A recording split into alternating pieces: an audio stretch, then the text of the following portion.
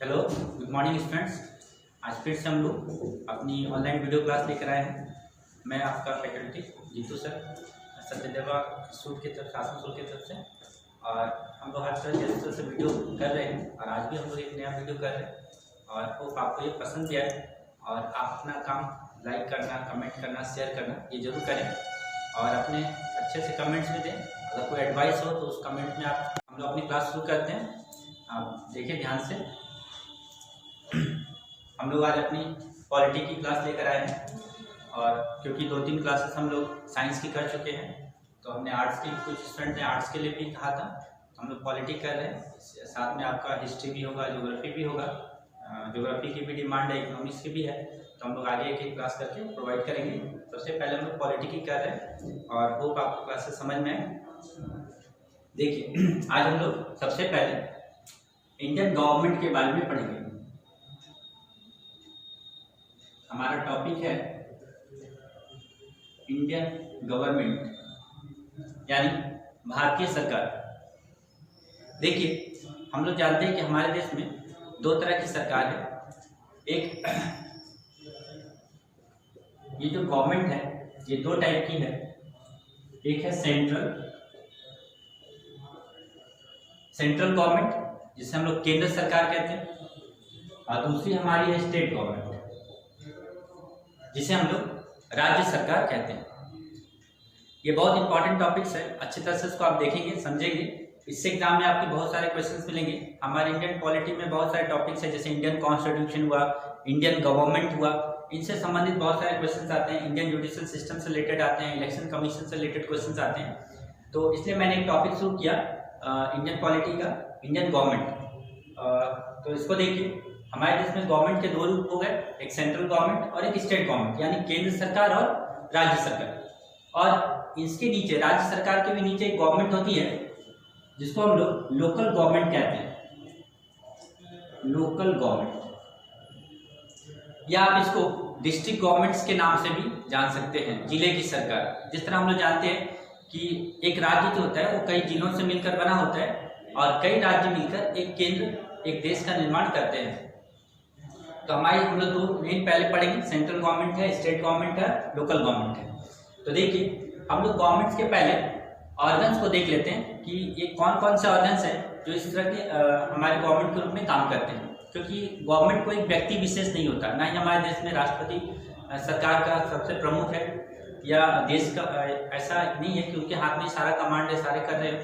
हमारे देश में सरकार के अंगों को अलग अलग भागों में बांटा गया है जिसके द्वारा वो सारे कार्य को किया जाता है। किसी एक व्यक्ति के हाथ में संपूर्ण शक्ति का समावेश नहीं है, क्योंकि अगर ऐसा हो जाए कि एक व्यक्ति के हाथ में सुप्रीम पावर आ जाए तो फिर वो डिक्टेटर बन जाता है। जैसे हम लोग जानते हैं कि नॉर्थ कोरिया में है किम जोंग उन है, उनके वो एक डिक्टेटर है क्योंकि उनके हाथ में सुप्रीम पावर है। लेकिन हमारे देश में सुप्रीम पावर किसी राष्ट्रपति या प्रधानमंत्री के हाथों में नहीं होती। हमारे देश में सुप्रीम पावर जो है वो पीपल्स के हाथों में है, क्योंकि हमारा देश एक डेमोक्रेटिक कंट्री है, लोकतांत्रिक देश है। तो हमारे देश में जनता जैसे चाहे सरकार उस रूप में काम करती है, एक लोक कल्याणकारी राज्य का निर्माण करती है। तो देखिए सबसे पहले हम लोग गवर्नमेंट्स को अगर हम लोग देखेंगे तो हम लोग गवर्नमेंट को दोनों रूप में देखेंगे, एक सेंट्रल गवर्नमेंट के रूप में और एक स्टेट गवर्नमेंट के रूप में। देखिए इसके ऑर्गन्स क्या क्या हैं। ऑर्गन्स ऑफ गवर्नमेंट यानी सरकार के अंग को अगर हम देखेंगे तो देखिए सरकार के 3 प्रमुख अंग होते हैं। सबसे पहला जो है वो होता है लेजिस्लेचर, जिसे हिंदी में हम लोग व्यवस्थापिका कहते हैं। हिंदी में हम लोग इसे व्यवस्थापिका कहते हैं। दूसरा जो भाग है वो है एग्जीक्यूटिव, जिसे हम लोग कार्यपालिका कहते हैं। कार्यपालिका। और तीसरी जो भाग है उसे हम लोग जुडिशियरी कहते हैं। हिंदी में इसे न्यायपालिका कहते हैं। न्यायपालिका। देखिए इसे कहा जाता है सेपरेशन ऑफ पावर्स, यानी शक्ति का पृथक्करण। शक्ति किसी एक व्यक्ति के हाथों में ना होकर अलग अलग भागों में विभाजित कर दी जाती है। इस थ्योरी को हम लोग कहते हैं theory of separation of powers. याद रखेंगे, इस थ्योरी का नाम है theory of separation of powers. शक्तियों के पृथक्करण का सिद्धांत कहा जाता है, जिसको देने वाले कौन थे? तो उनका नाम था मॉन्टेस्क्यू। मॉन्टेस्क्यू, हिंदी में भी इनको मॉन्टेस्क्यू कहते हैं हम लोग।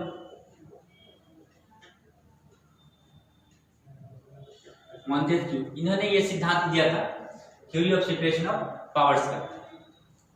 तो हमारे देखेंगे कि सरकार के 3 प्रमुख अंग है, लेजिस्लेचर है, एग्जीक्यूटिव और जुडिशरी है। हम लोग सबसे पहला जो आएगा वो है लेजिस्लेचर, उसके बाद जो आएगा वो एग्जीक्यूटिव और उसके बाद जो आएगा वो जुडिशरी।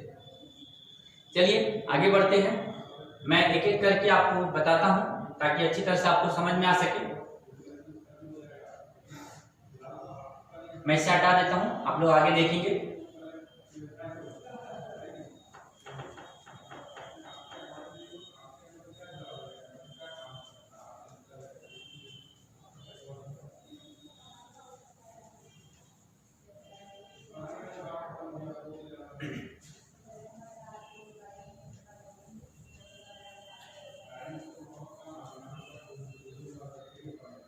चलिए देखते हैं, सबसे पहला लेजिस्लेचर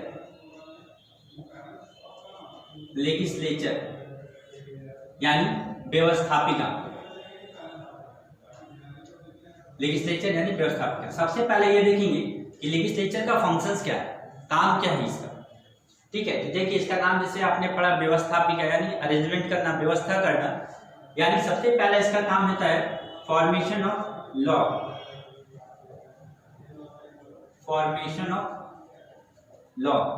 कानून का निर्माण करना, या आप इसको लॉ मेकिंग भी कह सकते हैं। फॉर्मेशन ऑफ लॉ या लॉ मेकिंग, कानून बनाने का कार्य। दूसरा, ये क्या करती है, जो कैबिनेट मिनिस्टर्स हमारे या काउंसिल ऑफ मिनिस्टर्स, मंत्री परिषद जो होते हैं, उनके कार्यों पर नियंत्रण करना।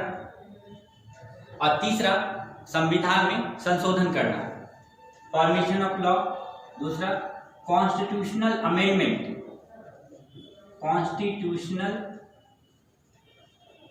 अमेंडमेंट, जिसे संविधान में संशोधन करना। और तीसरा हमारा to control over council of ministers,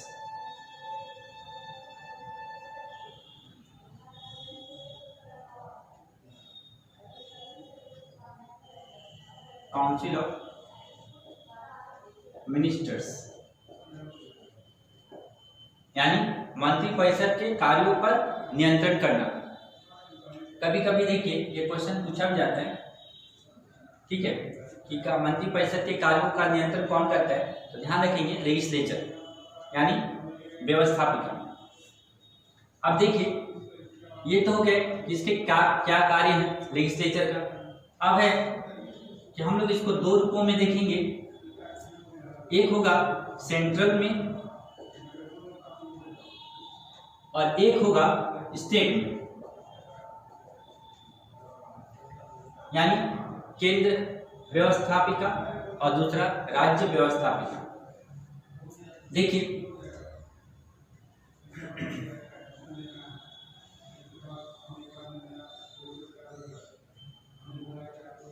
मैं इसे ऊपर वाला हटा देता हूं ताकि मैं अच्छी तरह से उसको और क्लियर कर सकूं। आप लोग नोट कर लेंगे।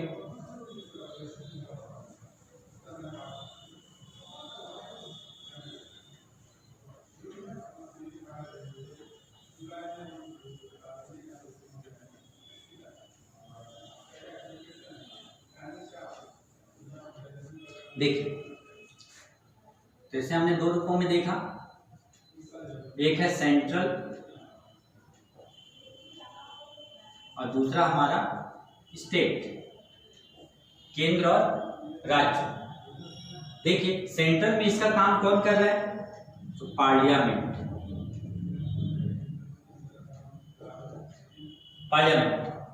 और स्टेट में भी इसका काम कौन कर रहा है? तो पार्लियामेंट।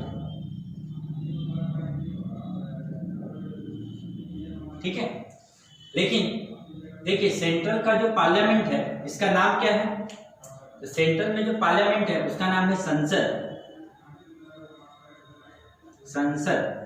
भारतीय संसद, इंडियन पार्लियामेंट जो है वो भारतीय संसद के नाम से जाना जाता है, इसे हम लोग संसद कहते हैं। हर देश की अपनी अपनी एक लेजिस्लेचर होती है, पार्लियामेंट होती है, जिसका नाम अलग अलग होता है। एग्जाम में कभी एक क्वेश्चन जरूर पूछा जाता है, किसी भी देश का पार्लियामेंट का नाम पूछ लिया जाता है। अधिकतर आपका अमेरिका का पूछा जाता है, यूएसए का जिसका नाम है कांग्रेस, जापान का पूछा जाता है जिसका नाम है डाइट, नेपाल का राष्ट्रीय पंचायत, बांग्लादेश का जातीय संसद।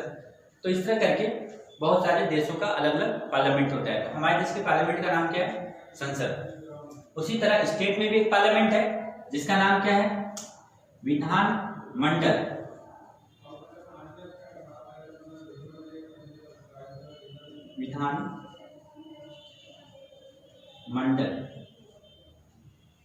विधानमंडल राज्य का, पार्लियामेंट सेंट्रल का होगा तो संसद। संसद कहाँ पर है? नई दिल्ली में। और विधानमंडल कहाँ पर होती है? जहां पर उस राज्य का पार्लियामेंट हो।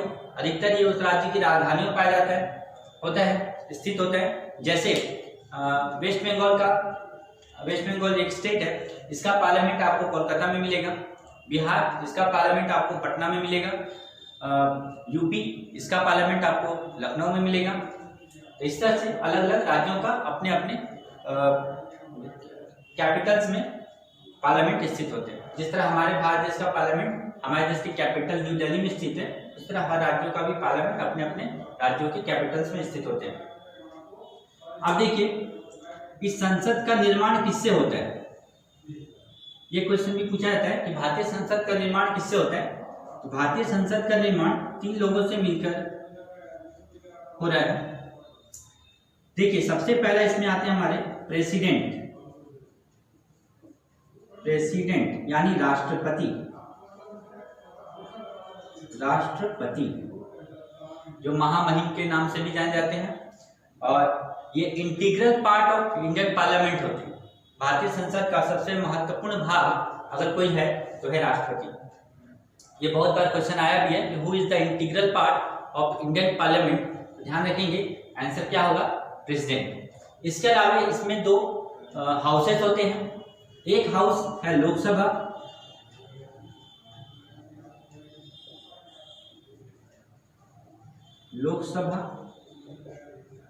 और दूसरी हाउस है राज्यसभा।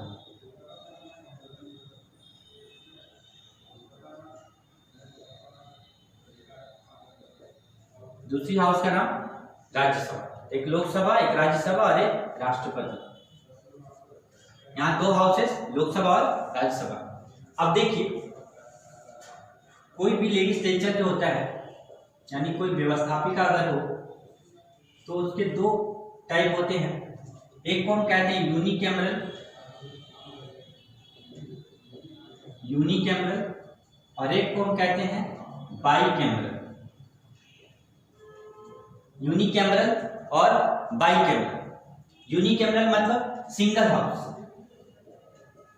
सिंगल हाउस, जिस सदन में, जिस पार्लियामेंट में केवल एक हाउस हो उसे यूनिकैमरल लेजिस्लेचर कहा जाता है।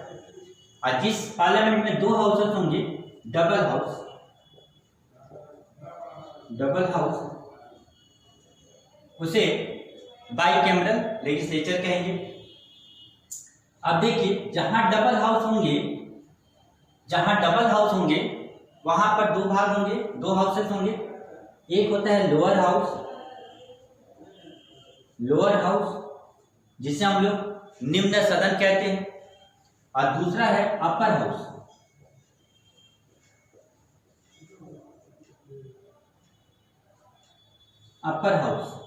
जिसे हम लोग उच्च सदन कहते हैं।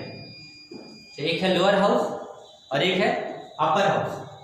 तो याद रखिएगा हमारे देश में जो राज्यसभा है ये अपर हाउस है और लोकसभा जो है ये lower house.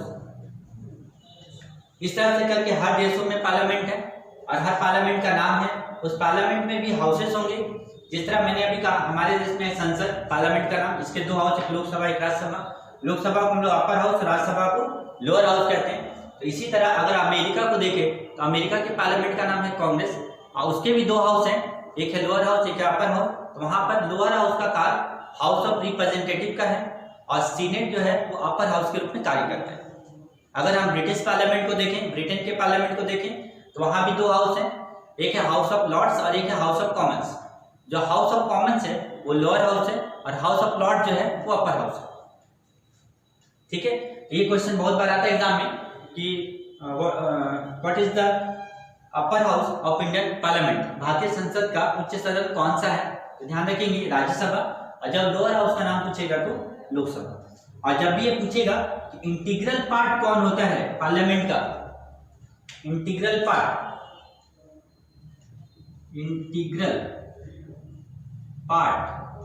Of Indian parliament, भारतीय संसद का सबसे महत्वपूर्ण भाग कौन है, तो आंसर क्या लिखना है हमें, प्रेजेंट। हम लोग इसके बारे में आगे डिस्कस करेंगे एक एक करके। चलिए, अच्छा याद रखेंगे कि चाहे लोअर हाउस हो चाहे अपर हाउस हो, इनके मेंबर्स को हम लोग एमपी कहते हैं। MP means member of parliaments. ठीक है, याद रखेंगे सांसद कहे जाते हैं लोग, मेंबर ऑफ पार्लियामेंट, चाहे वो लोकसभा के हों या राज्यसभा के। आगे देखते हैं हम लोग, नेक्स्ट है विधानमंडल। विधानमंडल में का निर्माण जो होता है ये भी तीन भागों से मिलकर हुआ। सबसे पहले होते हैं गवर्नर, जिसे हम लोग राज्यपाल कहते हैं। जिस तरह हमारे देश में सर्व प्रमुख कौन है, president, head of state, head of country, head of state जो है वो प्रेसिडेंट है। उसी तरह हेड ऑफ स्टेट जो होते हैं, एक राज्य का जो प्रमुख होता है वो राज्यपाल होता है। और वो जो राज्यपाल है वो राष्ट्रपति का प्रतिनिधि के रूप में कार्य करते हैं। ठीक है, चलिए नेक्स्ट है हमारा, इसमें लोअर हाउस के रूप में है विधानसभा। विधानसभा,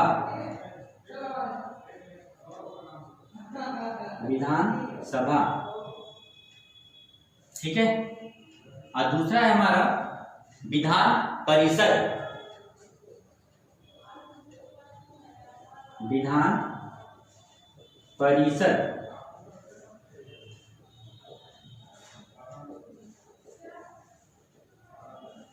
विधानसभा और विधान परिषद। अब देखिए इसमें विधानसभा जो है ये लोअर हाउस है और विधान परिषद जो है ये अपर हाउस है। ठीक है, याद रखेंगे। और इसी तरह विधानमंडल का जो इंटीग्रल पार्ट होगा वो कौन होगा, गवर्नर होगा। अच्छा, अब देखिए विधानसभा के जो मेंबर्स होते हैं इनके मेंबर्स को हम लोग एमएलए कहते हैं। एमएलए यानी मेंबर्स ऑफ लेजिस्लेटिव असेंबली, क्योंकि विधानसभा को हम लोग लेजिस्लेटिव असेंबली कहते हैं। और विधान परिषद के जो मेंबर्स होते हैं इन्हें हम एमएलसी कहते हैं, यानी मेंबर ऑफ लेजिस्लेटिव काउंसिल। ठीक है, अब देखिए जहां पे जो स्टेट बाइकैमरल होगा इसका मतलब वहां विधानसभा विधान परिषद दोनों होंगे। और जो यूनिकैमरल स्टेट होगा वहां पर केवल विधानसभा होंगे, विधान परिषद नहीं होते। हमारे देश में कुछ राज्य हैं जो बाइकैमरल है, जैसे बिहार एक बाइकैमरल स्टेट है, यूपी उत्तर प्रदेश एक बाइकैमरल स्टेट है, महाराष्ट्र एक बाइकैमरल स्टेट है। लेकिन सिंगल हाउस यानी यूनिकैमरल वाले स्टेट कौन हो गए, जैसे वेस्ट बंगाल हो गए, झारखंड हो गए। ये सब जो राज्य हमारे वो यूनिकैमरल में आते हैं हमारे। ठीक है, और याद रखेंगे कि राज्य में जो चुनाव होता है वो किसका होता है, विधानसभा का। और देश में जब चुनाव होता है तो किसका होता है, लोकसभा का। ठीक है, ध्यान रखेंगे जनता जो वोट करती है, चुनाव तो दोनों क्या होते हैं हमारे, लोकसभा राज्यसभा के होते हैं, विधानसभा विधान परिषद के भी हैं। लेकिन जनता जिसके लिए वोट करती है वो है लोकसभा के लिए और एक है इधर राज्य में विधानसभा के लिए।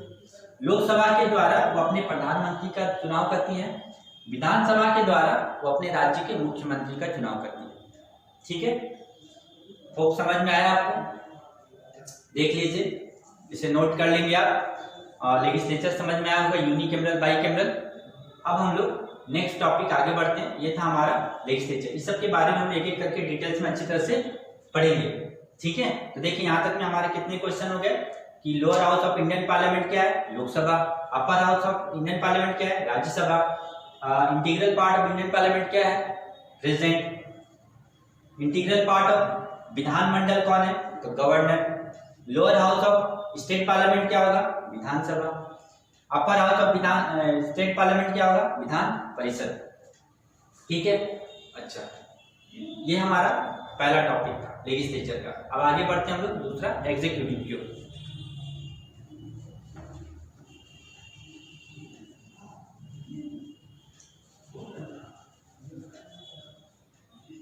दूसरा हमारा एग्जीक्यूटिव।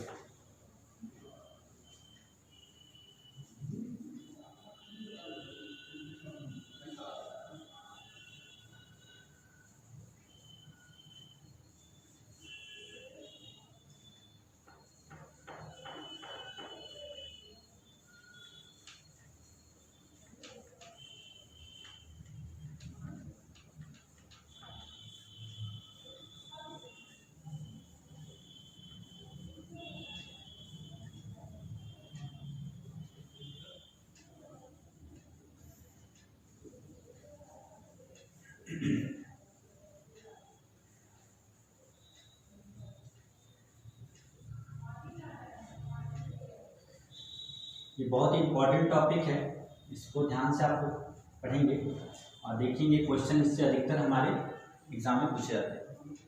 देखिए नेक्स्ट टॉपिक है हमारा एग्जीक्यूटिव। एग्जीक्यूटिव यानी कार्यपालिका। ठीक है, पहला भाग जो था वो लेजिस्लेचर, दूसरा जो भाग है वो एग्जीक्यूटिव। देखिए एग्जीक्यूटिव जो है इसका कार्य क्या है? तो जिस तरह वो लॉ मेकिंग करता था, लेजिस्लेचर का काम था लॉ मेकिंग, कानून निर्माण करना। इसका कार्य क्या है? कानून को लागू करना, यानी इम्प्लीमेंट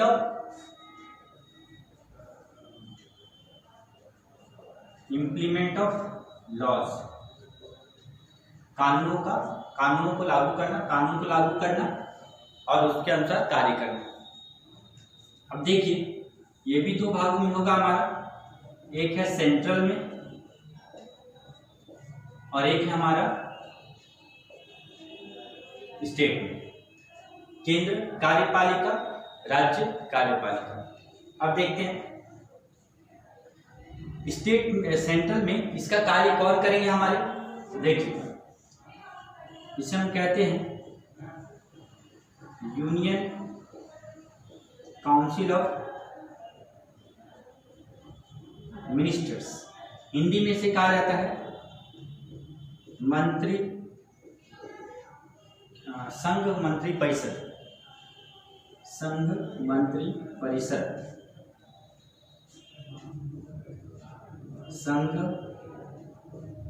मंत्री परिषद। ठीक है, और स्टेट में इसका कार्य कौन करते हैं? तो बोलते हैं स्टेट काउंसिल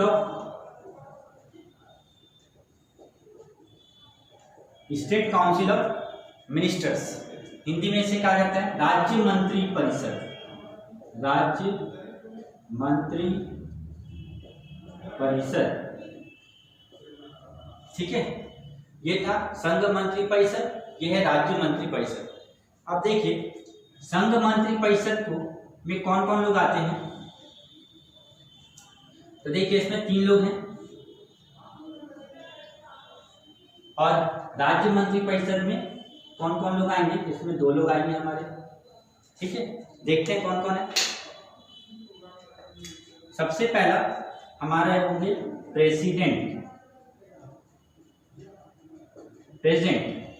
यानी राष्ट्रपति। दूसरे हमारे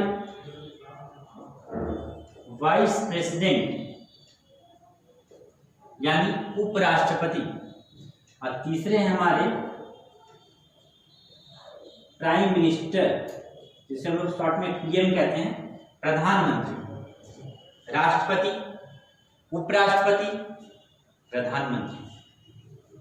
देखिए काउंसिल ऑफ मिनिस्टर की जब बात आती है तो काउंसिल ऑफ मिनिस्टर में जो सबसे प्रमुख है वो होते हैं प्राइम मिनिस्टर, लेकिन अगर पूरी संघ की अगर मंत्रिपरिषद की बात की जाए तो उसमें सबसे प्रमुख जो होंगे वो प्रेसिडेंट। हमारे देश में जो भी कानून बनते हैं या जो लागू होते हैं वो प्रेसिडेंट के नाम से ही होते हैं, ठीक है, जिसका सारा कार्य किसके द्वारा किया जाता है, प्रधानमंत्री के द्वारा।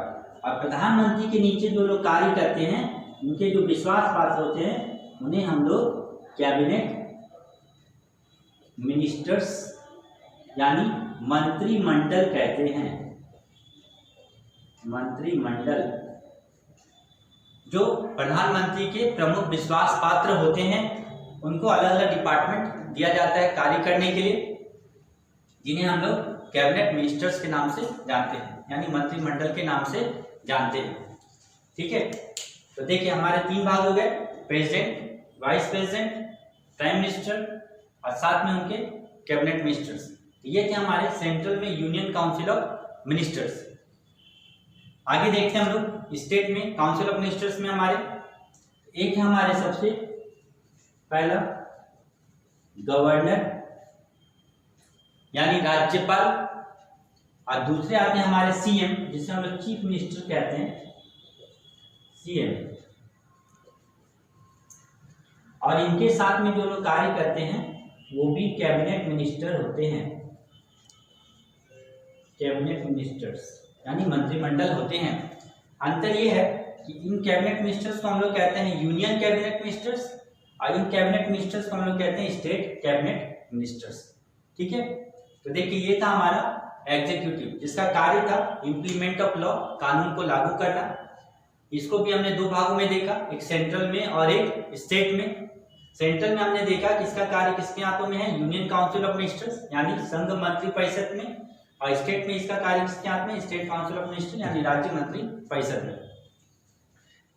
यूनियन में देखिए हमने क्या था, प्रेसिडेंट थे, वाइस प्रेसिडेंट थे और प्राइम मिनिस्टर थे। इसमें हमारे गवर्नर और चीफ मिनिस्टर से, कैबिनेट मिनिस्टर्स हमारे दोनों तरफ है, ये है यूनियन कैबिनेट मिनिस्टर्स और ये है स्टेट कैबिनेट मिनिस्टर्स, ठीक है। चलिए नेक्स्ट टॉपिक हम लोग आगे बढ़ेंगे जिसका नाम है जुडिशरी। चलिए नेक्स्ट टॉपिक हमारा आते हैं जुडिशरी। जुडिशरी जिसे हम लोग कहते हैं न्यायपालिका। पहला हमारा था लेजिस्लेचर, दूसरा हमारा था एग्जीक्यूटिव और तीसरा हमारा न्यायपालिका यानी जुडिशरी। देखिए तो इसका कार्य क्या है, सबसे पहले देखेंगे तो इसका कार्य होता है जो कानून बना है उसका विश्लेषण करना यानी analysis of law, analysis of law. And इसके साथ में एक कार्य और है इसका डिस्प्यूट सेटलमेंट, डिस्प्यूट सेटलमेंट। किसी तरह का विवाद हो उसको सुलझाने का काम, व्यवस्थित करने का कार्य भी न्यायपालिका को दिया गया है, खासकर अगर लेजिस्लेचर और एग्जीक्यूटिव में हो तो। अब देखते हैं इसे भी 2 भागों में करके हम देखेंगे, एक है सेंट्रल और एक है स्टेट। सेंट्रल और स्टेट, केंद्र में और राज्य में। देखिए केंद्र में जो इसका कार्य है किसको दिया गया है, वो है सुप्रीम कोर्ट। सुप्रीम कोर्ट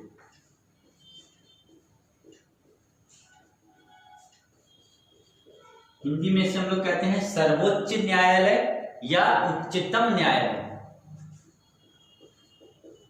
सर्वोच्च या उच्चतम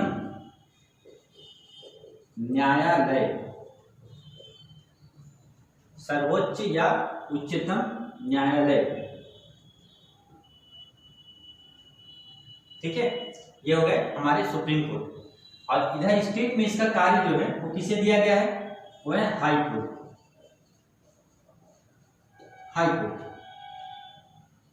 जिसे हम लोग उच्च न्यायालय के नाम से जानते हैं,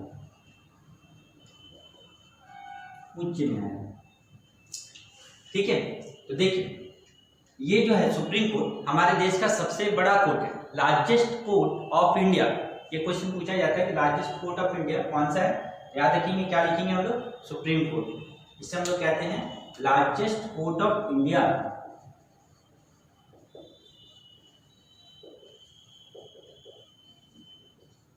largest court of India, Bharat का सबसे बड़ा कोर्ट न्यायालय वह है सुप्रीम कोर्ट, यानी सर्वोच्च और उच्चतम न्यायालय। दूसरा है राज्य का जो सबसे बड़ा न्यायालय होता है उसे हाई कोर्ट कहते हैं। इसे हम कह सकते हैं कि लार्जेस्ट कोर्ट ऑफ स्टेट, राज्य का सबसे बड़ा न्यायालय। ठीक है, अच्छा अब देखिए इसके बारे में हम लोग और भी डिटेल्स में एक चैप्टर हमारा होगा जिसमें जुडिशियल सिस्टम के बारे में पढ़ेंगे, इंडियन जुडिशियल सिस्टम। उसमें हम लोग सुप्रीम कोर्ट और हाई कोर्ट, इसके अलावा और भी जो सब ऑर्डिनेट कोर्ट्स हैं उनके बारे में भी हम लोग पढ़ेंगे। लोक अदालत है हमारा, ठीक है, जितने टाइप के कोर्ट्स आते हैं, ग्राम पंचायत भी हमारे आएंगे उसमें, तो ये सब हमारा सब उसमें आएगा। देखिए जब भी पूछा जाए कि हाईएस्ट सबसे हाईएस्ट जुडिशियल यूनिट, सबसे उच्चतम माने सबसे ऊंचा न्यायपालिका इकाई क्या है, आंसर हमारा क्या होगा,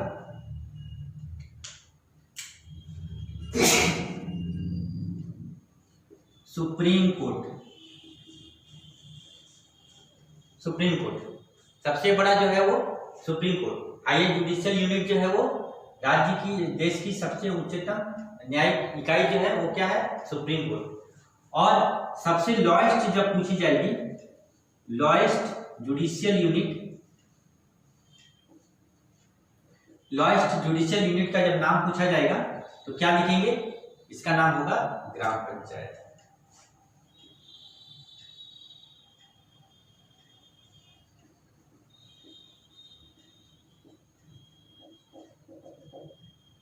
ग्राम पंचायत, ठीक है। तो ध्यान रखिएगा, सबसे ऊपर जो है वो सुप्रीम कोर्ट और सबसे नीचे में आता है हमारा ग्राम पंचायत। न्यायपालिका की सबसे छोटी इकाई जो होती है वो होती है ग्राम पंचायत, और सबसे बड़ी जो इकाई होती है वो होती है सुप्रीम कोर्ट। ठीक है, तो ये दो कोर्ट हो गए हमारे, ये इंडिया का सबसे बड़ा कोर्ट है और ये राज्य का सबसे बड़ा कोर्ट है। ये थे हमारे ऑर्गन्स ऑफ गवर्नमेंट, जिसमें हमने लेजिस्लेचर देखा, एग्जीक्यूटिव देखा और जुडिशरी को देखा। चलिए अब इसमें से हम लोग एक टॉपिक आगे बढ़ते हैं। आज हम लोग पढ़ेंगे प्रेसिडेंट के विषय में, राष्ट्रपति के विषय में।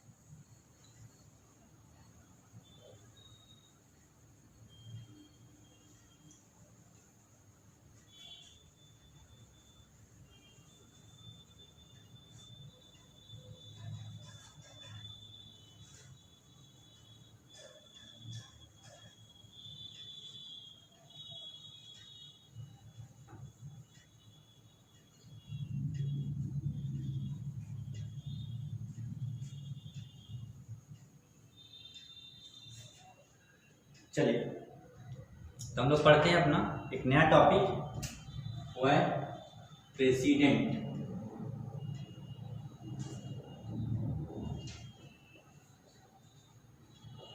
यानी राष्ट्रपति। ठीक है, देखिए हमारे देश में प्रेसिडेंट को महामहिम भी कहा जाता है। ठीक है, इन्हें महामहिम के नाम से संबोधित किया जाता है। तो चलिए देखते हैं आगे। राष्ट्रपति, सबसे पहले हम लोग पढ़ेंगे कि देखिए हमारा पॉलिटी में जो भी टॉपिक्स है उसके एक पार्ट नंबर और एक आर्टिकल नंबर होते हैं। ठीक है। हम लोग जो भी टॉपिक्स इसमें पढ़ेंगे, चाहे वो सुप्रीम कोर्ट का हो या हाई कोर्ट का हो या प्राइम मिनिस्टर का हो, वाइस प्रेसिडेंट का हो, सुप्रीम कोर्ट प्रेसिडेंट का हो, किसी का भी, उसका एक पार्ट नंबर और एक आर्टिकल नंबर होता है। इसके विषय में हम लोग, ये पार्ट नंबर क्या है, आर्टिकल्स नंबर क्या है, हम लोग का एक टॉपिक होगा इंडियन कॉन्स्टिट्यूशन, भारतीय संविधान, जिसमें हम लोग पढ़ेंगे कि पार्ट क्या होते हैं, शेड्यूल्स क्या होते हैं और आर्टिकल्स क्या क्या होते हैं। ठीक है, तो ध्यान रखिए, सबसे पहला कि इसका पार्ट नंबर हम लोग जान लें। पार्ट नंबर वो है 5 और इसका आर्टिकल नंबर जो होगा, इसका जो आर्टिकल नंबर है वो है हमारा 52 से 61। ठीक है, अच्छा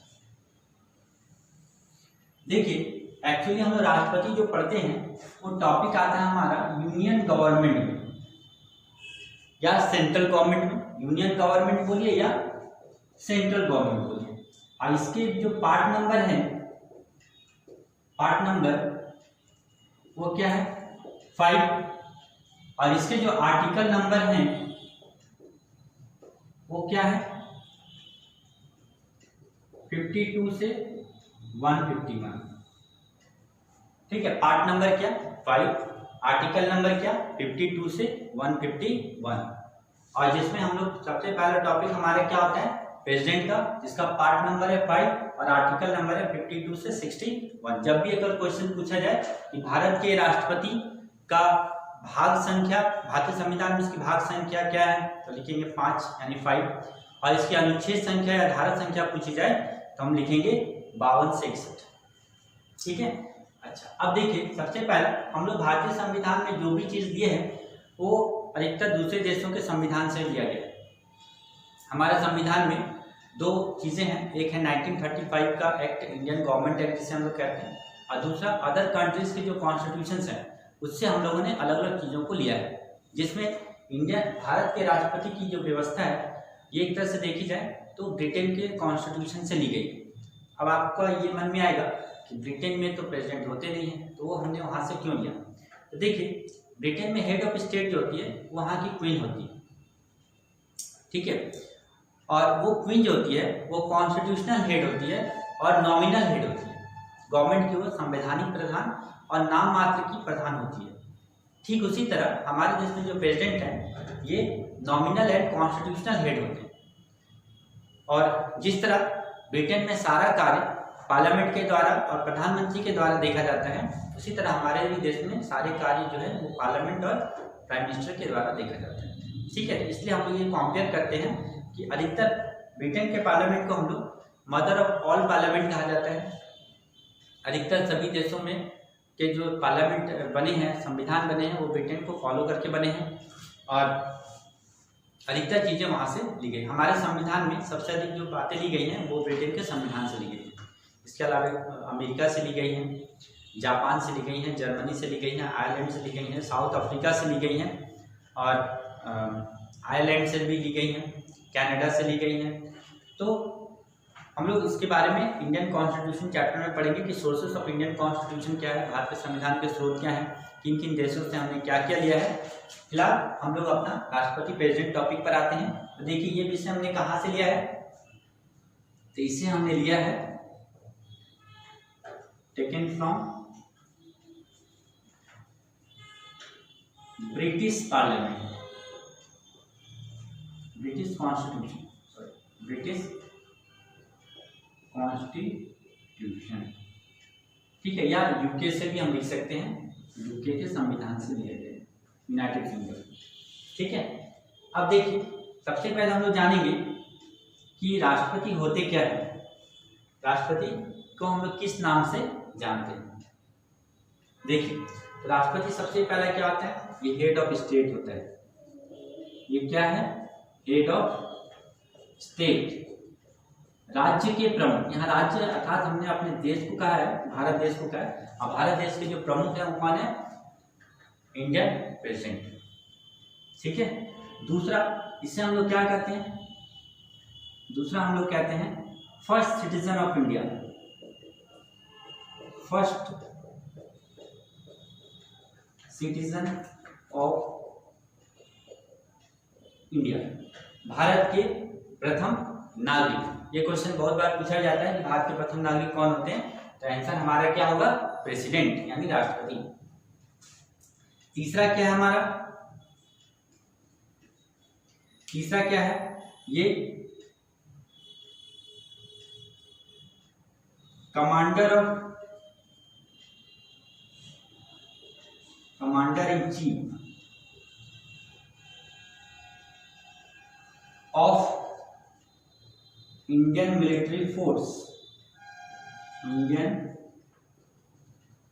मिलिट्री फोर्स, भारतीय सेना के प्रमुख सेनापति होते हैं। Chief commander of Indian military force या commander in chief of Indian military force, ये भी क्वेश्चन पूछा जाता है। भारतीय सेना के प्रमुख कौन होते हैं या प्रमुख सेनापति कौन होते हैं, तो आंसर क्या होगा हमारा, राष्ट्रपति। इसके बाद क्या है, देखिए इनको हम लोग कॉन्स्टिट्यूशनल हेड ऑफ स्टेट कहा जाता है, राज्य का संवैधानिक प्रधान, ठीक है, राज्य का संवैधानिक प्रधान या फिर nominal executive head, nominal executive head, नाम मात्र का कार्यपालिका प्रधान। ये भी क्वेश्चन पूछा जाता है कि who is the nominal executive head of India, तो आंसर क्या होगा हमारा, प्रेसिडेंट, राष्ट्रपति या constitutional executive head of India and president. First citizen of India, president, head of state, president, commander in chief of Indian military force, president. Next है हमारा, इनको हम लोग कहते हैं integral part of Indian parliament.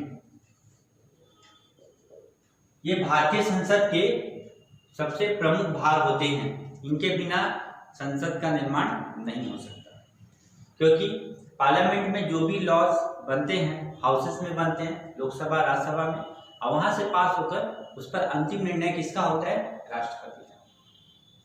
इसलिए वो integral part of Indian parliament कहे जाते हैं। तो ये हो गए हमारे प्रेसिडेंट की जानकारी कि प्रेसिडेंट होते क्या हैं। इनमें आपको बहुत सारे क्वेश्चन एग्जाम में मिल भी जाएंगे और उसको ध्यान से देखिएगा। चलिए आगे हम लोग बढ़ते हैं, मैं इसे हटा देता हूँ।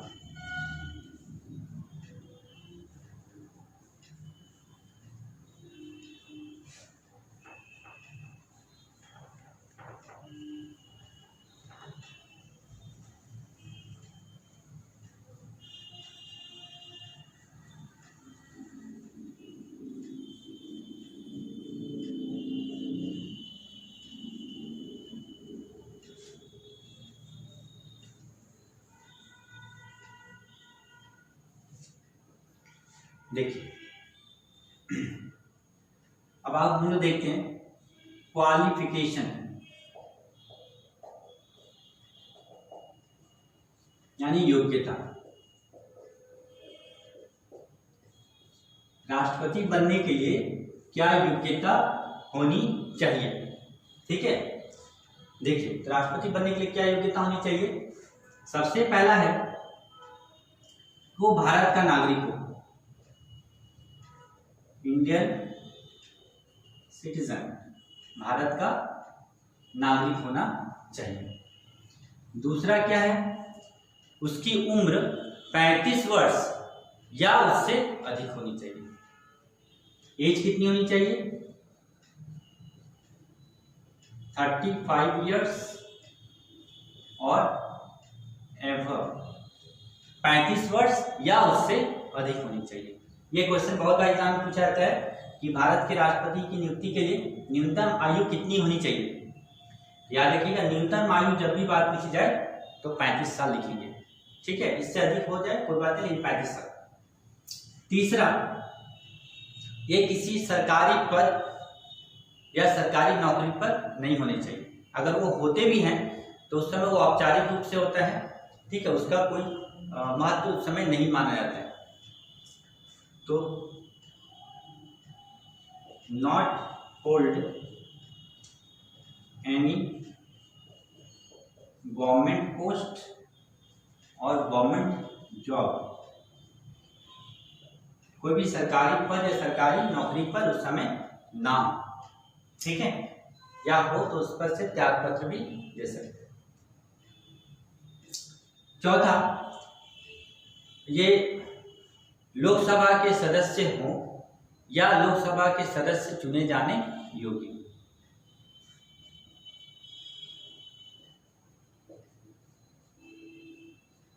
Member of Lok Sabha, member of Lok Sabha, ये लोकसभा के सदस्य हों या लोकसभा के सदस्य चुने जाने योग्य हों। ये चार महत्वपूर्ण बातें हैं राष्ट्रपति की योग्यता के लिए, ठीक है। चलिए आगे देखते हैं। अब देखते हैं कि इनका इलेक्शन कैसे होता है।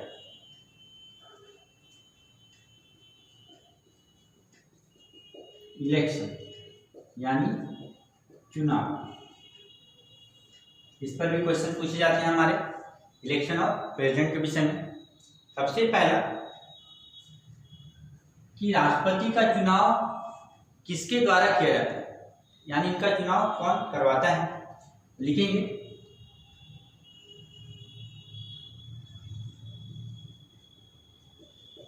Election conduct by election commission, election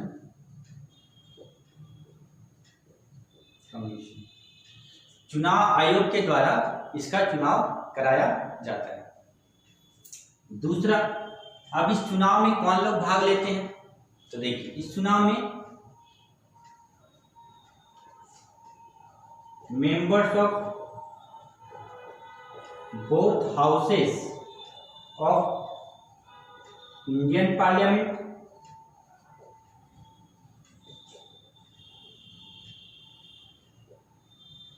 यानी लोकसभा राज्यसभा के सभी सदस्य एंड इलेक्टेड मेंबर्स ऑफ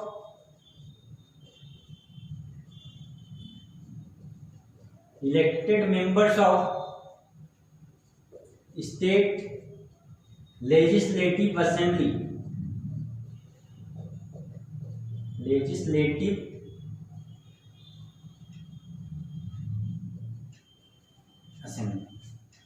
यानी राज्य के विधानसभा के चुने हुए सदस्य मिलकर एक गुप्त मतदान होता है, ठीक है, और जिसमें जनता भाग नहीं लेती। ये इनडायरेक्ट इलेक्शन हो सकता है, कह सकते हैं कि जनता इसमें अप्रत्यक्ष रूप से भाग लेती है, क्योंकि जनता द्वारा चुने गए प्रतिनिधि इसमें भाग लेते हैं।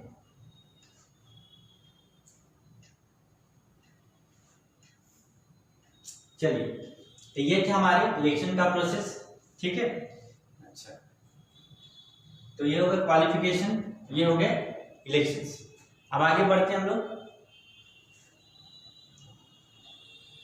देखिए, इलेक्शंस के समय दो लोगों का नाम कम से कम नॉमिनेट किया जाता है, दिया जाता है, ठीक है। एक हमारे रूलिंग पार्टी के होते हैं और एक हमारे अपोजिशन पार्टी के होते हैं, ठीक है। जो उम्मीदवार को सबसे अधिक बहुमत मिलेगा वो व्यक्ति राष्ट्रपति पद के लिए चुना जाएगा, और कम से कम बहुमत जो होगा वो 50% से 1+ होना चाहिए। कुल मतदान का 50% से अधिक होना चाहिए, तभी जाकर वो व्यक्ति राष्ट्रपति पद के लिए चुना जाएगा। अब देखिए, जो व्यक्ति चुना गया उससे अपॉइंट किया जाएगा, ओथ किया जाएगा, ओथ या अपॉइंट मतलब नियुक्त करना या शपथ ग्रहण दिलाना। तो नियुक्त करने का काम कौन करता है,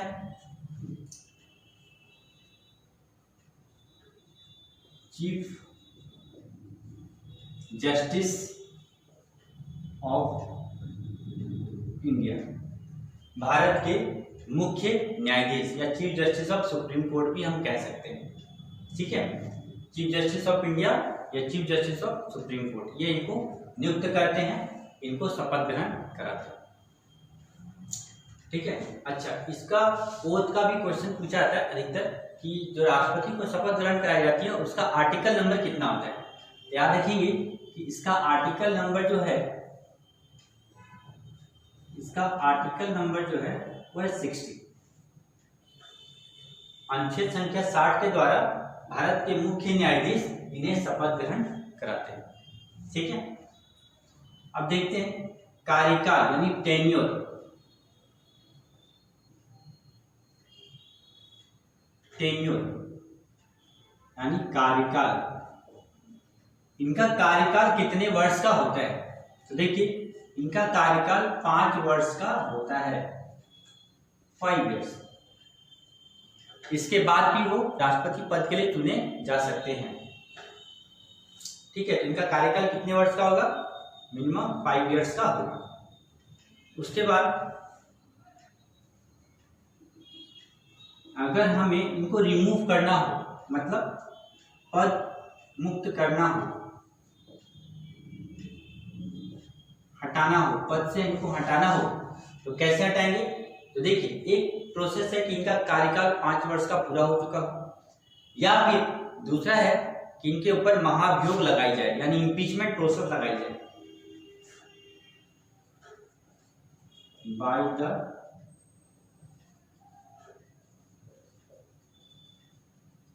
इम्पीचमेंट प्रोसेस, जिसको हम लोग कहते हैं महाभियोग। महाभियोग प्रस्ताव के द्वारा इनको हटाया जा सकता है। अब है कि महाभियोग लगाएगा कौन? तो देखिए, महाभियोग लगाने का कार्य किसके द्वारा होता है? बाय पार्लियामेंट, यानी संसद के द्वारा लगाया जाता है। इम्पीचमेंट कौन लगाएगा? पार्लियामेंट में, यानी लोकसभा राज्यसभा में आएगी। इसके लिए उन्हें 14 दिन पहले एक नोटिस दिया जाता है। ये भी ध्यान रखिएगा, कभी कभी ये पूछा जाता है कि अगर इनके ऊपर महाभियोग लगाया जाए तो उन्हें कितने दिन पहले नोटिस दिया जाता है? 14 डेज बिफोर उनको नोटिस देना पड़ता है राष्ट्रपति को। अच्छा, इसका भी आर्टिकल नंबर पूछा जाता है कि जो इम्पीचमेंट प्रोसेस है इसका आर्टिकल नंबर क्या है और ये व्यवस्था हम लोगों ने कहाँ से ली? तो देखिए, इसका आर्टिकल नंबर है 61 का 1 के द्वारा भारत के राष्ट्रपति को हटाया जाता है। एक दूसरा, ये व्यवस्था हमने लिया कहाँ से? ये हमने लिया है यूएसए के संविधान से। ठीक है, देखिए 3 क्वेश्चंस। राष्ट्रपति को कैसे हटाएंगे? तो महाभियोग के द्वारा दोषारोपण करेंगे। कहाँ लगाया जाएगा? ये पार्लियामेंट में। कितने दिन पहले उनको नोटिस मिलेगा? 14 डेज पहले। इसकी आर्टिकल नंबर कितनी है? 61 का 1। और इसको कहाँ से लिया गया? यूएसए के संविधान से लिया गया। अब देखिए, राष्ट्रपति अगर अपना त्यागपत्र दे, रिजाइन यानी त्यागपत्र, तो राष्ट्रपति अपना त्यागपत्र किसे देगा? ये भी क्वेश्चन बहुत बार पूछा जाता है कि राष्ट्रपति अपना त्यागपत्र किसे देते हैं। ठीक है, तो देखिए, ये देंगे ये अपना त्यागपत्र जो है वो वाइस प्रेसिडेंट को देंगे। वाइस प्रेसिडेंट यानी उपराष्ट्रपति को। ठीक है, और जब तक नए राष्ट्रपति का चुनाव नहीं हो जाता तब तक वो कार्यभार राष्ट्रपति के रूप में कार्य करेंगे। उसके बाद देखिए, अभी इनकी सैलरी कितनी है, यानी वेतन। तो अभी इनकी सैलरी वर्तमान में 5 लाख 5 लाख पर मंथ। प्रत्येक महीने 5 लाख रुपए है और ये टैक्स फ्री होता है। टैक्स फ्री, इनके ऊपर कोई टैक्स लगाया नहीं जाता। ये भी पूछा जाता है कि कौन से व्यक्ति के वेतन पर कोई टैक्स यानी कर नहीं लगाया जाता है या कर मुक्त होता है। याद रखेंगे, वो है राष्ट्रपति का। ये कर मुक्त होते हैं। और रिटायरमेंट के बाद इनको पेंशन भी दी जाती है। पेंशन आफ्टर रिटायरमेंट, इनको जो पेंशन मिलेगी रिटायरमेंट के बाद वो कितनी होगी? Half salary. ठीक है, जितनी लास्ट मंथ सैलरी होगी उसकी बिल्कुल हाफ हो जाएगी, हाफ लास्ट सैलरी। जैसे 5 लाख है तो 250 उनको 2.5 लाख उनको पेंशन दिया जाएगा। ठीक है, अच्छा अब देखिए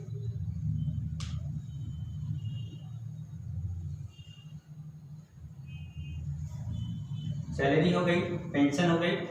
अच्छा, इनका जो रेजिडेंस होता है, निवास स्थान,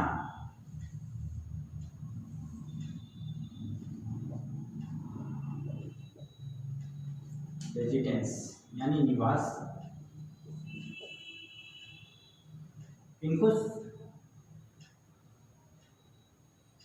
इनको रहने के लिए सरकार की तरफ से एक घर दिया जाता है जो एक महल के जैसा ही होता है हमारा, और उससे हम लोग राष्ट्रपति भवन कहते हैं, यानी president house. President house, Rashtrapati Bhavan. और ये भवन कहाँ पर है? नई दिल्ली में। राष्ट्रपति का भवन जो होता है वो इतना बड़ा है कि इनकी ऑफिस भी इसी में होती है, इनकी अलग से कोई ऑफिस नहीं होती। दूसरा, जितने भी विदेशी हमारे गेस्ट होते हैं उनका रहने की व्यवस्था सारी इन्हीं के घर पे निवास पर की जाती है। देखिए, तो ये थे हमारे प्रेसिडेंट के विषय में जानकारी। अब हम लोग पढ़ेंगे इनके पावर्स के विषय में। ठीक है,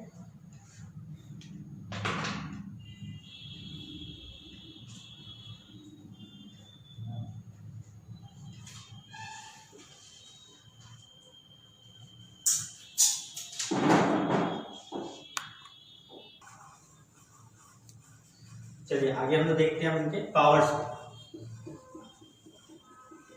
पावर्स यानी शक्तियां।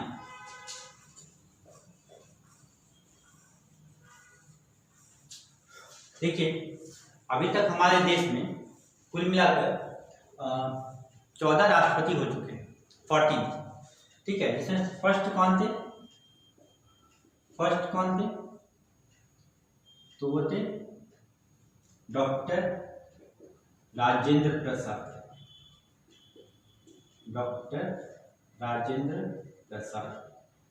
ठीक है, और इनका कार्यकाल सबसे अधिक समय तक रहा है। अगर पूछा जाए कि किस राष्ट्रपति का कार्यकाल सबसे अधिक समय तक था तो थे doctor Rajendra Prasad. First president भी यही थे और सबसे अधिक कार्यकाल भी यही था। और अभी जो 14th प्रेसिडेंट है वो कौन है? डॉक्टर रामनाथ कोविंद, जो पहले बिहार के गवर्नर भी थे। ठीक है, हमारे देश में अभी तक एक महिला भी राष्ट्रपति बनी है, फीमेल प्रेसिडेंट। कौन थी वो? प्रतिभा देवी सिंह पाटिल। प्रतिभा देवी सिंह पाटिल। ठीक है, और ये देश की 12वीं राष्ट्रपति थी, 12th। ठीक है, डॉक्टर एपीजे अब्दुल कलाम हमारे देश के एक अच्छे राष्ट्रपति कहे जाते हैं। उनको हम लोग मिसाइल मैन के नाम से भी जानते हैं, वो एक साइंटिस्ट थे हमारे। ठीक है, तो ध्यान रखिएगा, ये सब हमारे राष्ट्रपति थे।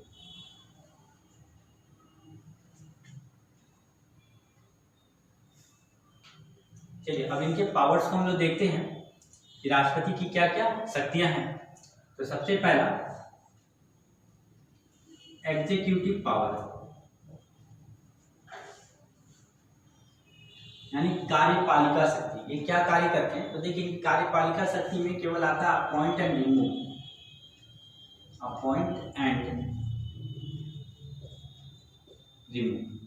मतलब नियुक्त करना और पद से मुक्त करना। तो देखते हैं किनको नियुक्त करते हैं और किनको हटाते हैं। सबसे पहला राष्ट्रपति किसको नियुक्त करेंगे? वाइस प्रेसिडेंट, देश के उपराष्ट्रपति को। ये भी क्वेश्चन पूछा जाता है कि देश के उपराष्ट्रपति को कौन नियुक्त करता है, तो क्या लिखेंगे? प्रेसिडेंट। उपराष्ट्रपति अपना त्याग पत्र किसे देते हैं? तो भी प्रेसिडेंट। दूसरा गवर्नर ऑफ स्टेट, राज्य के राज्यपाल को। ठीक है, राज्य के राज्यपाल को कौन नियुक्त करेगा? राष्ट्रपति। उनको त्याग पत्र, वो अपना त्याग पत्र भी किसे देंगे? राष्ट्रपति को। देखिए गवर्नर की जहां तक बातें आती हैं तो नियुक्त करने का कार्य जो है वो राष्ट्रपति का, और शपथ ग्रहण कराने का कार्य होता है वो high chief justice of high court होते हैं, और ना हो तो सीधा राष्ट्रपति के द्वारा भी हो सकता है। तीसरा chief justice of India, chief justice of India, Bharat के मुख्य न्यायाधीश या chief justice of supreme court, chief justice of supreme court, supreme court के मुख्य न्यायाधीश को। चौथा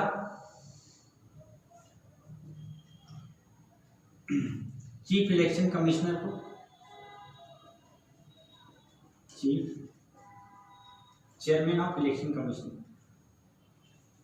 chairman of election commission, chairman of election commission, चुनाव आयोग के सभापति को नियुक्त करते हैं। इसके अलावा देखिए commissioner, chief justice of India, vice president,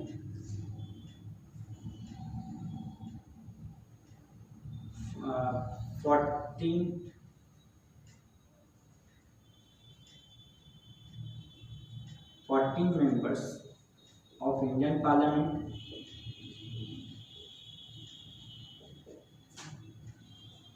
भारतीय संसद के 14 सदस्यों को, जिसमें से 2 लोकसभा के लिए और 12 राज्यसभा के लिए नियुक्त किए जाते हैं।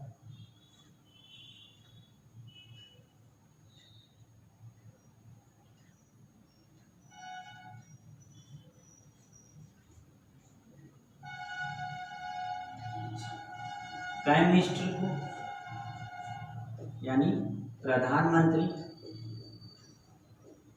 प्रधानमंत्री को भी नियुक्त कौन करते हैं? राष्ट्रपति। ये अपना त्याग पत्र भी किसको देते हैं? राष्ट्रपति को। कैबिनेट मिनिस्टर्स,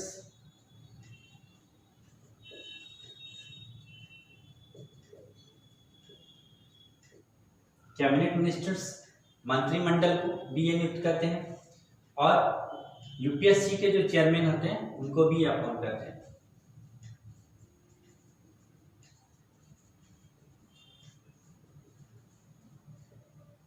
ठीक है, तो ये हो गए इनके एग्जीक्यूटिव पावर्स। नेक्स्ट हम लोग पढ़ेंगे इनका दूसरे पावर के बारे में, जिसका नाम होगा लेजिस्लेटिव पावर, यानी विधायनी शक्तियां।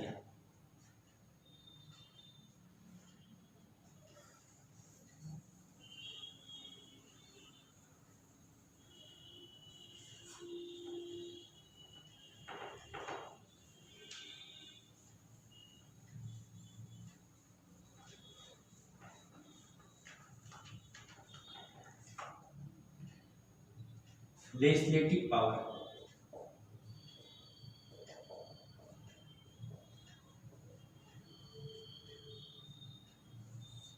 जिसको हम लोग कहते हैं विधायनी शक्ति या कानूनी शक्ति भी कहा जाता है। देखिए सबसे पहला ये लोकसभा को भंग करने की शक्ति रखते हैं। क्वेश्चन में पूछा जाता है कि who has the power to dissolve the power of Lok Sabha, Lok Sabha की शक्ति को भंग करने का अधिकार किसको है? Dissolve the power of Lok Sabha, Lok Sabha को भंग कौन करते हैं? तो क्या लिखेंगे? राष्ट्रपति। राज्यसभा भंग नहीं होती, लोकसभा भंग होती है समय से पहले, कार्यकाल से पूर्व। अच्छा, दूसरा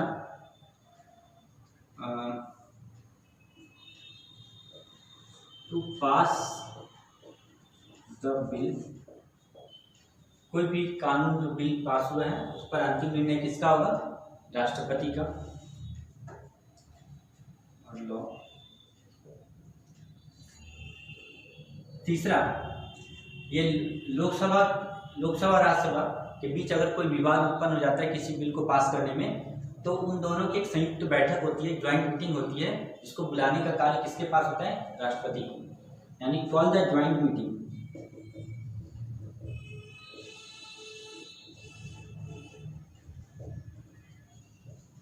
joint meeting of Indian parliament. Indian parliament की ज्वाइंट मीटिंग को बुलाने का कार्य उनके पास होता है, लेकिन उसकी बैठक किसके द्वारा की जाती है? तो उसकी बैठक का संबोधन करते जो है वो होते हैं स्पीकर ऑफ लोकसभा। और क्वेश्चन आएगा, who presides over the joint meeting of Lok Sabha parliament, Indian parliament? The answer होगा स्पीकर ऑफ लोकसभा। अच्छा, ये जो ज्वाइंट मीटिंग होती है इसका एक आर्टिकल नंबर है, ये भी पूछा जाता है। आर्टिकल नंबर इसके कितने होते हैं? 108। ठीक है, 108, ये ध्यान रखेंगे। अच्छा, अब बिल में कोई भी तरह का बिल हो, चाहे वो ऑर्डिनरी बिल हो, मनी बिल हो, कोई भी बिल वो इन्हीं के द्वारा पास हो। ठीक है। अच्छा, ये ऑर्डिनेंस पास करने का काम करते हैं, टू पास द ऑर्डिनेंस।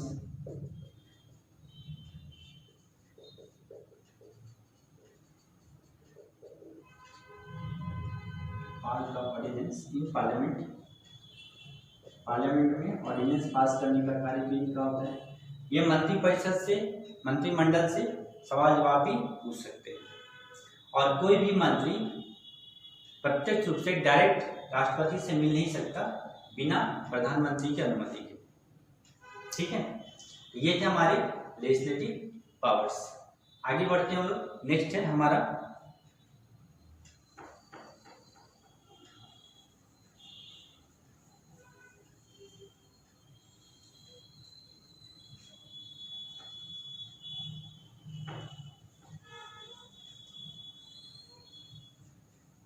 हमारा जुडिशियल पावर।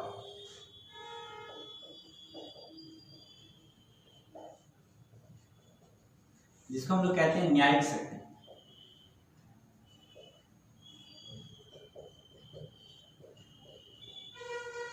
देखिए,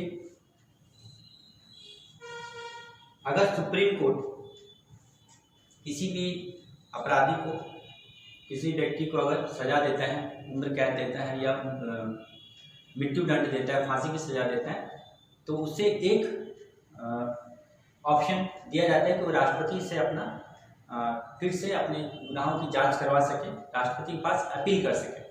और राष्ट्रपति की नज़र में अगर वो व्यक्ति निर्दोष साबित होता है तो उसे सजा से मुक्त कर दिया जा सकता है। तो ये विशेष अधिकार जो है किसके पास में होता है? होता है प्रेसिडेंट के पास में।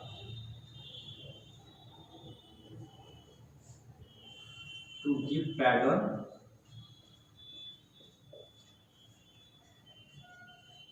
टू कल्प्रिट, कम से कम 2 अपराधी को दे सकते हैं pardon to culprit in a year, 1 साल में।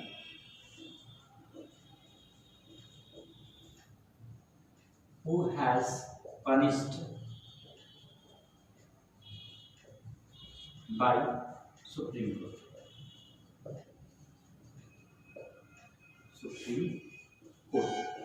सुप्रीम कोर्ट ने जिसे सजा दी है उसको वह समाधान भी दे सकते हैं। और इसका भी एक आर्टिकल नंबर है, याद रखेंगे। ये भी पूछा जाता है कि राष्ट्रपति अपना जुडिशियल पावर का जो प्रयोग करता है उसका आर्टिकल नंबर क्या है। तो इसका आर्टिकल नंबर है 72, जिसके द्वारा वो समाधान दे सकते हैं। नेक्स्ट है, देखिए, ये था हमारा जुडिशियल पावर। नेक्स्ट हम लोग पढ़ते हैं आगे।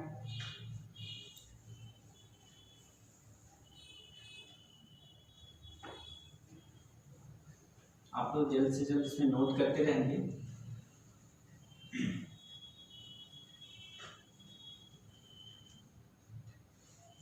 देखिए, नेक्स्ट है हमारा मिलिट्री पावर। मिलिट्री पावर जिसको हम लोग कहते हैं सैन्य शक्ति। सैन्य शक्ति। हम देखते हैं, हमने पढ़ा था कि राष्ट्रपति को क्या कहा जाता है, chief commander of Indian military force. ये भारतीय सेना के क्या होते हैं, chief commander, commander of Indian military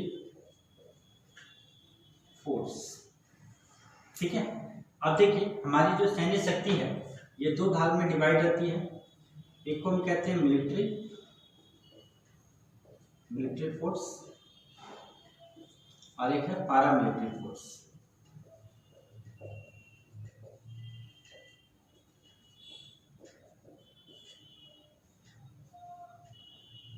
ठीक है, मिलिट्री फोर्स और पारा मिलिट्री फोर्स, यानी डिफेंस सिस्टम में डिफेंस व्यवस्था को अगर देखा जाए, मिलिट्री पावर देखा जाए या डिफेंस पावर को देखा जाए, तो ये मिलिट्री फोर्स और एक पारा मिलिट्री फोर्सेस है।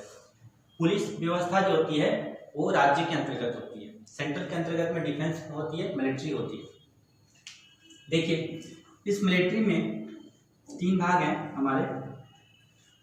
एक है आर्मी जिसको थल सेना हम लोग कहते हैं, एक है नेवी जिसे हम लोग जल सेना कहते हैं, और तीसरी है एयरफोर्स जिसको वायु सेना कहते हैं हम लोग। ठीक है, और तीनों के जो प्रमुख हैं उन्हें हम क्या कहा जाता है, जैसे आर्मी के जो हेड हैं उनको हम लोग कहते हैं जनरल, आर्मी जनरल कहा जाता है। नेवी के जो हेड होते हैं उनको एडमिरल जनरल,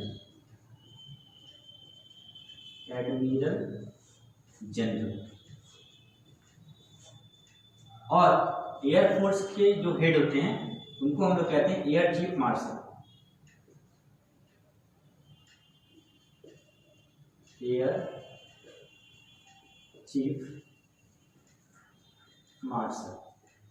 ठीक है, तीनों के प्रमुख हो गए। कई बार पूछा जाता है कि आर्मी के प्रमुख को क्या कहते हैं, तो आर्मी जनरल, नेवी के प्रमुख को क्या कहते हैं, एडमिरल जनरल, एयरफोर्स के प्रमुख को क्या कहते हैं, एयर चीफ मार्शल। और इन सबको मिलाकर इस बार भारत सरकार ने एक नया सिस्टम और बनाया, एक नया प्रणाली बनाई है जिसका नाम है CDS, chief of defence staff. इसको हम लोग कहते हैं chief of defence staff, chief of defence staff. ठीक है, CDS के नाम से जाना जाता है, जिसके प्रमुख, इसके भी हेड कौन है, इसके जो हेड है अभी बिपिन रावत है। CDS प्रमुख, CDS हेड अभी कौन है, बिपिन रावत, जो पहले हमारे आर्मी जनरल थे। अभी हमारे आर्मी जनरल कौन है, अभी हमारे आर्मी जनरल जो है मनोज मुकुंद नरवणे हैं। एडमिरल जनरल कौन है, एडमिरल जनरल हमारे करमवीर सिंह हैं। और एयर चीफ मार्शल कौन है, तो राकेश भदौरिया हमारे एयर चीफ मार्शल। ठीक है, और उसके बाद है पारामिलिट्री फोर्स। पारामिलिट्री फोर्सेस में जैसे आपने सुना होगा NDRF जो आपदा प्रबंधन के लिए काम करती है, उसके बाद NSG नेशनल सिक्योरिटी गार्ड जिसको हम लोग ब्लैक कमांडो कहते हैं, CRPF central reserve police force होते हैं हमारे, CISF central industrial security force होते हैं हमारे, SPG, इस तरह की जो भी हैं वो सब हमारे क्या आते हैं, पारामिलिट्री फोर्स होते हैं। इनके जो प्रमुख होते हैं, इनके जो हेड होते हैं उनको हम लोग क्या कहते हैं, DG, डायरेक्टर जनरल कहा जाता है। ठीक है, याद रखिएगा पारामिलिट्री फोर्सेस में जो प्रमुख होते हैं उनको DG के नाम से जाना जाता है। ठीक है, चाहे वो SSB हो, चाहे कुछ भी, SSB, SPG, CISF, CRPF, NSG, NDRF कोई भी हो, तो उनके जो प्रमुख होते हैं उनको DG कहा जाता है, डायरेक्टर जनरल कहा जाता है। ठीक है, हमारे पुलिस व्यवस्था में भी जो सबसे प्रमुख होते हैं उनको क्या कहा जाता है, DGP कहा जाता है, डायरेक्टर जनरल ऑफ पुलिस। ठीक है, तो इसी तरह पारामिलिट्री फोर्सेस में जो प्रमुख होते हैं वो DG के नाम से जाने जाते हैं। तो ये थे हमारी मिलिट्री पावर्स। अब लास्ट इनकी एक पावर बची,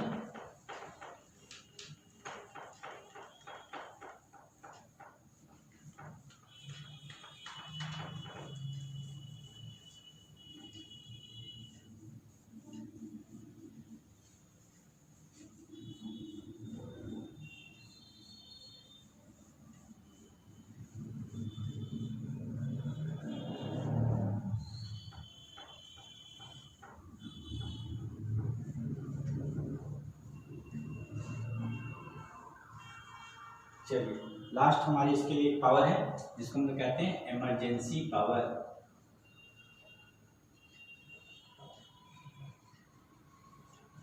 यानी आपातकालीन शक्तियां।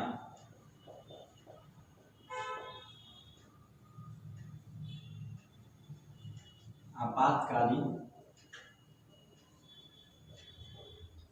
शक्तियां, ठीक है, या संकटकालीन शक्तियां भी हम लोग इसको कहते हैं। ये विशेष अधिकार है जो केवल राष्ट्रपति को प्रदान की गई है और इसके लिए अलग से पार्ट नंबर और आर्टिकल नंबर भी है। इसके जो पार्ट नंबर हैं वो है 18 और इसके जो आर्टिकल नंबर हैं वो है 352 से 360।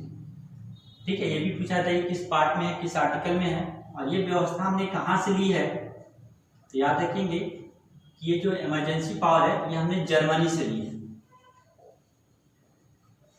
जर्मनी से। अब देखिए इस इमरजेंसी पावर को 3 भाग में डिवाइड किया गया। सबसे पहला आता है हमारा नेशनल इमरजेंसी, राष्ट्रीय आपातकाल, नेशनल इमरजेंसी, जिसकी आर्टिकल नंबर है 352। ठीक है, जब भी पूछा जाए नेशनल इमरजेंसी का आर्टिकल नंबर कितनी है तो 352 है। ये तब लगाई जाती है जब कोई दो देशों के बीच में युद्ध शुरू हो जाता है, जैसे भारत पाकिस्तान के साथ, भारत चाइना के साथ अगर युद्ध होता है तो उस समय नेशनल इमरजेंसी की स्थिति आती है, तो उसका आर्टिकल नंबर होता है 352। और अभी तक हमारे भारत देश में 3 बार नेशनल इमरजेंसी लग चुकी है। एक बार लगा था 1962 में, एक बार 1971 में और एक बार 1975 में।